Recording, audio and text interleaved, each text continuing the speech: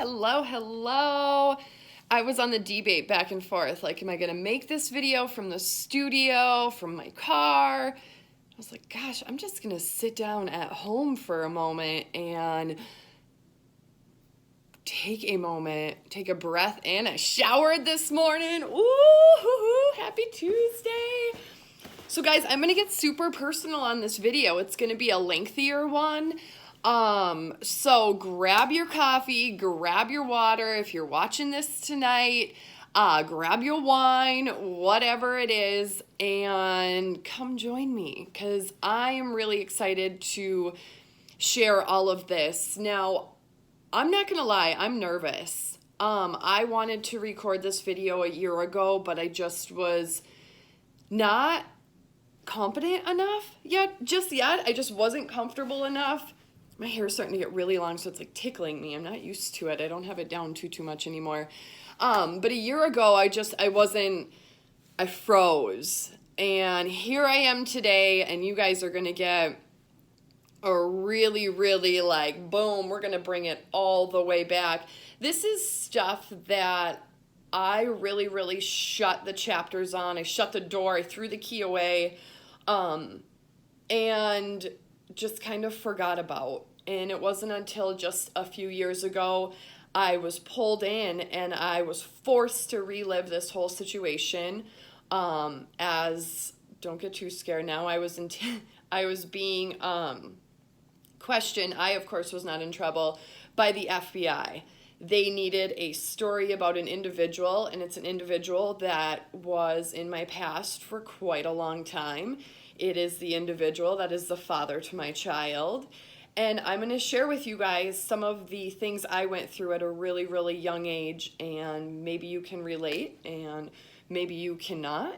Maybe this will help you better understand me as an individual. Maybe not. I don't know where this is all going to go, but I hope it gives you a little bit of courage if you're in a rough spot, a little bit of love and inspiration to push you to the next level if you are too struggling with a drug addiction or living in the wrong type of lifestyle and not knowing what to do to get out of it.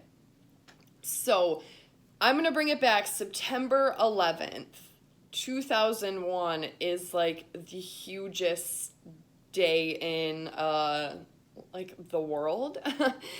It was the biggest terrorist attack yet. It was crazy. Everybody you talk to can pretty much tell you exactly what they were doing, where they were on that day, because it was that big. Hello. So I want to explain to you guys where I was on September 11th and give you a little sneak peek into what my life used to look like. It sometimes is really crazy to share it, and I may get a little emotional just because, again, it's not the easiest thing to like go this far back, but here we go. September 11th, 17 years ago, my best gal pal still to date dropped me off at the airport per my request. I was moving out to California. I had Jordan, who is 7 months old, right along on my side. Our 3 hockey bags full of pretty much everything that we owned. And I was going to meet his dad in California.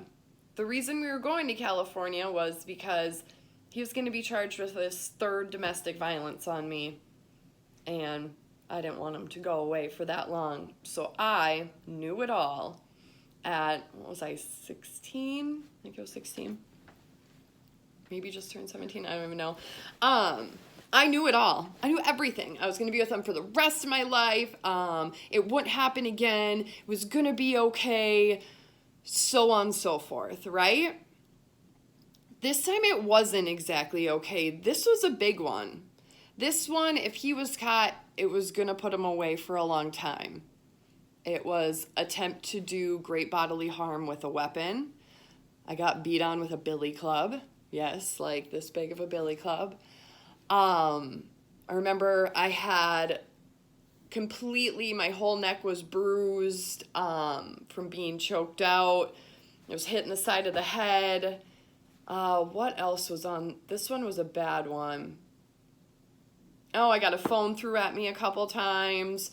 It was just, yeah, this was like a bad one. Now, I had been through his beatings numerous times before. It started small, guys.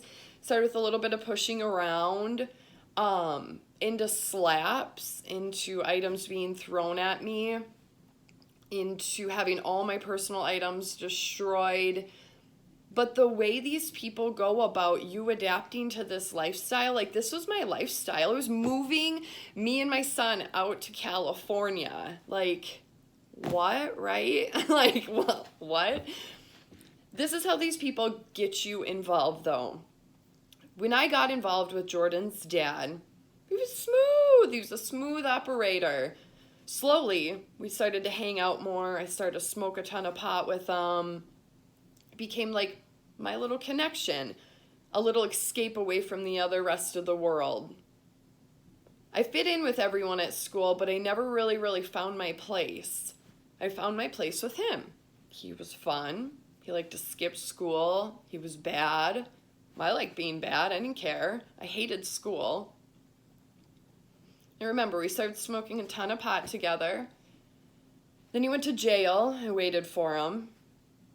Same thing, drank a bunch together, just we're crazy teenagers, quite honestly.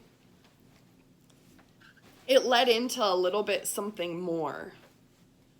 When he got out of rehab, now this is just before we're getting ready to go to California, remember I did cocaine for the first time. I loved it.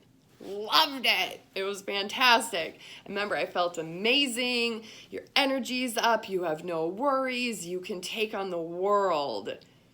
My problem is I'm an addict. I can't just do it once and be done, or do it for a weekend and be done. I need more and more and more and more, and I'm just going to continue that way. Which it did. Cocaine led to fighting. It led to not a healthy lifestyle, not a healthy environment,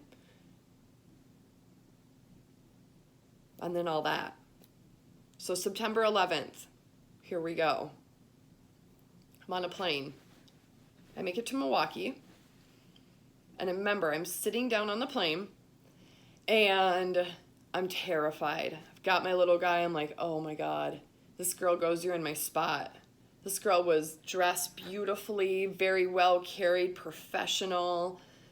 I was like, I'm sorry. And I happened to just be, it was like A and B seating, and so I just scooted right on over.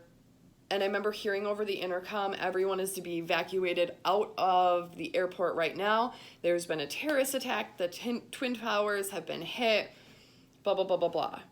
I don't even know what the Twin Towers are. I'm like, oh my God. Oh my God. Like, So I grab, of course, I've got Jordan, I've got my little carry-on here, go and get all our luggage, and I'm just standing there like, what am I going to do now? What am I going to do? I've got nobody I can call because my person is in California. My family's way back home. They're pissed at me anyway. I don't even think they know I'm gone. What am I going to do?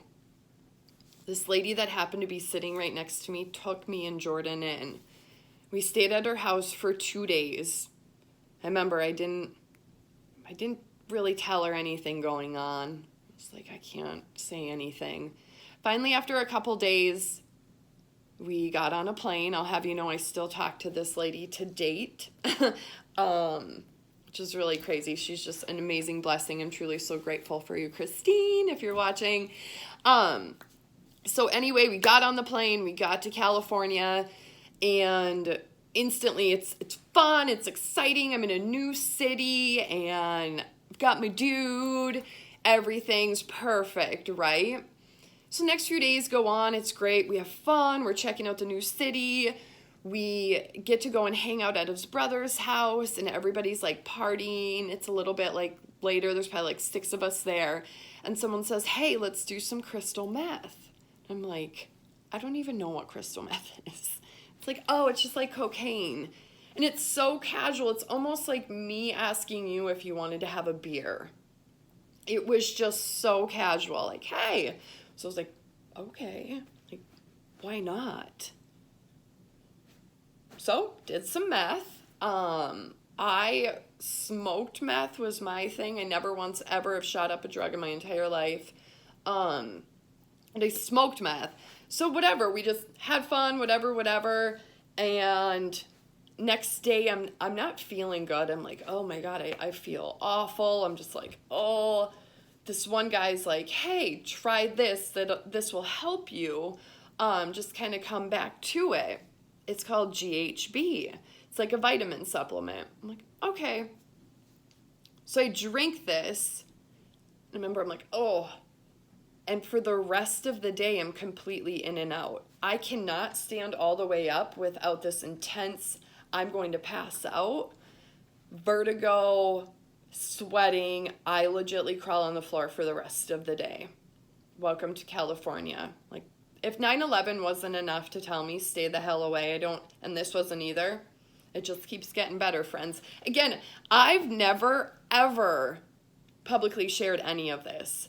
The only person that knows how deep my drug addiction was is my mom, and Leela. And I've shared a little bit more and more with you guys as years have gone on, but to this extent and into the abusive world that I came from, people don't know this about me because I just didn't want to ever share it.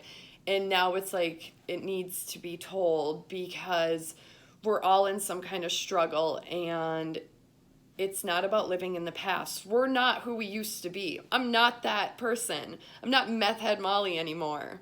So just keep hearing me out. So GHB, that was bullshit. Not cool. So time goes on. The next 9 months total I'm in California, I get severely addicted to doing meth. I love it. It's part of our everyday. We're living the life, right? And things are going back to being really bad again. Getting beat on, getting just very, very mentally abused. I remember I was up for 17 days straight.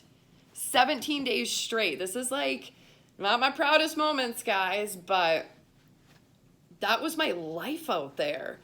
And I remember finally one night I was laying on the floor and he came at me and he pushed on my chest. I was like, I can't breathe. And he was like, I'm gonna fucking kill you. I am going to fucking kill you. And I was like, please don't push on my chest because you are gonna fucking kill me. And he goes, good. I remember I looked over and there was Jordan looking right at me. I got him off of me, which turned into a huge fight. The last remembrance that I have of Jordan's dad in California was he picked Jordan up and he threw him across the room onto the bed.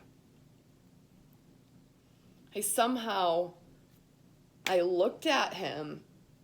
I looked out our window. One of our friends was standing out our window. I knew my lifestyle was getting bad, so I actually had a little duffel bag of just Jordan's items in case we really did have to make an emergency exit. I picked the duffel bag up. I literally threw it out the window. I grabbed Jordan and I ran. I frickin' ran and ran and ran and ran. I ran down to my neighbor's house. I told him it was an emergency situation. Do not let Ray in. I really started to alert my friends out there what was going on because it was progressively getting worse and worse and worse. And I knew eventually I was going to make the break. I just didn't know what it was going to take. And I guess this was my final straw. And I never left. Or I never went back. Ever. Ever, ever, ever. I went and stayed at my friend's house where if you are hardcore into drugs, regardless, doctors may not agree, but there is no education whatsoever for being a drug addict. It comes, real life experience is all you're going to get from me. I stayed in California for 3 more days because I slowly had to wean off of crystal meth. It is really dangerous to stop altogether.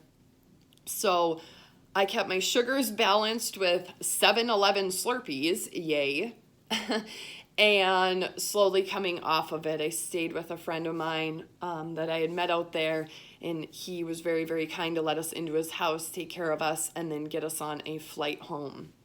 When I came back to the UP, it was April 24th of 2002. Yes. 2002? Yes. 2003 for that matter. Hang on. It was April 24th though. I was 97 pounds. I thought I needed to lose weight because I thought my family would think I was chubby. And I see the pictures, and I'll pull them up and I'll make another video about that. It was mind-blowing. Mind-blowing. Yeah, it was 97 pounds or 87 pounds. I don't know. I was rail gross thin, like, took me about a month of recovery. My mom took really, really good care of me. She pretty much just suited me up in the living room and kind of nursed me back to health. It was really, really hard. I remember late nights, this sounds really crazy, like crafting. I painted her stairwell, so I just couldn't sleep. Coming off of that drug was so intense. I remember the body aches, completely feeling like I was dying, just feeling like I couldn't. Just in a complete brain fog, just not with the program. And I remember I kept this little notebook with me, and in that little notebook I wrote down everything I was going to do. An apartment for me in Jordan, my driver's license, I was going to finish my education. Again, I wasn't even 18 years old at this point.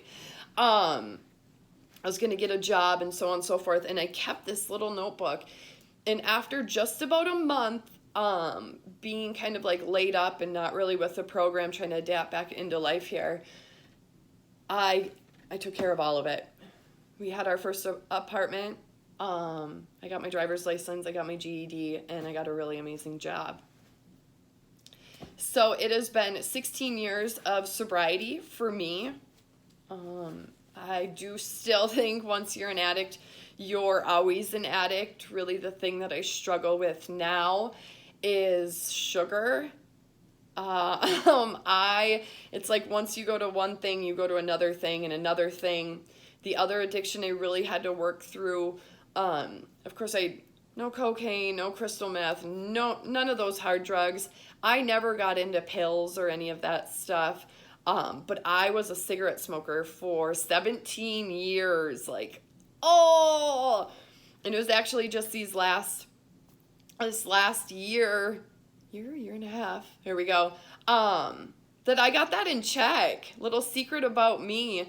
It was something I've kind of teetered with. I've quit a few times, I've blah, blah, blah, blah, blah, gone back and forth, but these last couple years, I was able to get it all in check. Boom. That was another hard one for sure, because, see, when I came back from California, we didn't have those drugs here, so I couldn't go and get it, thank God. I don't know if I would have ran back to it. I don't think I would have, because, just all of that went with that lifestyle, and that just, I had to, enough was enough. It was time to grow up and be a good mom and not become a stat. I lived by that. I did not want to be a stat. I did not want to be a failed 16-year-old mother. I had so many people doubting me that I would ever make it, and I let that just continue to fuel me and push me and make me be the best that I could freaking be. So it's exactly what I just continued to do, just live and live and live. And yeah, I was a cigarette smoker, and it was kind of like a nervous thing. For me, I worked in the service industry. It went hand in hand. But with anything, there's gotta be that click where you're like, all right, enough's enough. I can't do this anymore. I gotta quit. It's expensive. It tastes poopy. It's just not healthy. it's hard enough just to be happy. Like, that's my struggle now. As you guys know, I battle with anxiety in very depressive states, and every single day, that's my new addiction, is just trying to be happy and balanced. And if I were to die tomorrow, how would people remember me by? And I want to continue to just come out of my shell. These videos are not the easiest to make at all. I am so nervous sharing this stuff with you guys, but I know that I can help maybe one person out there know that you can do it, and that we're not, what's the words I'm looking for? We're not our past. Just because you were raised in maybe a bad situation or you had really awful things happen to you, it doesn't define the person that you are. You get to choose every single day what you do with your time, who you want to spend your time with, how you want to spend your time, what stamp you want to leave on this life. It's that simple. You got to fall in love with something. You have got to love something more than your addiction. It took those words to make me quit. Period. I loved my son. I love myself way too much to do that. Now, please note, I have different things that I fell into in my 20s. I loved drinking. Made some poor choices drinking. I said some things I'm not so proud of. That was a little bit of a, I was by no means like a drink to get plastered, but like I had a couple cocktails every single night. And I started to notice that's why I had such raging anxiety and depression. Now I have a couple cocktails. I gotta get some water here. Every month maybe. I just like to be in control of how I feel. It's that simple. Find something you love. You deserve it. Remember, if you're in a hard situation, I promise you can overcome it. I did not have the odds in my favor, but I wanted to create a life for my son and for myself. Jordan is now just a few months away from being 18. Anybody that knows him knows he's one of the most kindest, compassionate, loving individuals. He's my rock. He's my reason. I was just sitting there last night, me and him were talking. I was just staring at him. And I was like, gosh, you're such a beautiful individual. And I'm so blessed to have him in my life. Unfortunately, Jordan's dad's actions landed him. Jordan will not see his father until he is 30 years old. Not only did they take reports all from me, but they went back and talked to a lot of the girls that he's attacked and done this to, even more on a serious note.